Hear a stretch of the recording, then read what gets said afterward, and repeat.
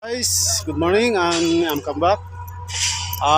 This video for today guys is we are now here in our area assignment, and this is our area for today guys, which is need to backfill with sun, and I think guys it will be done this within one week.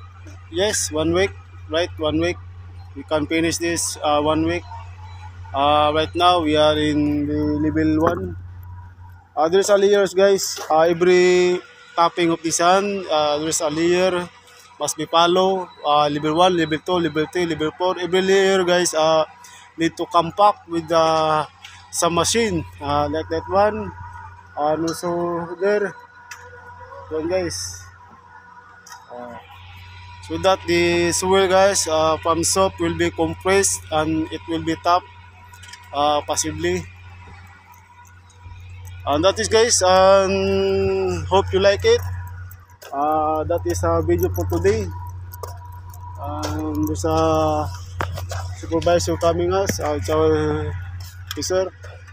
And that is guys, and thank you and God bless.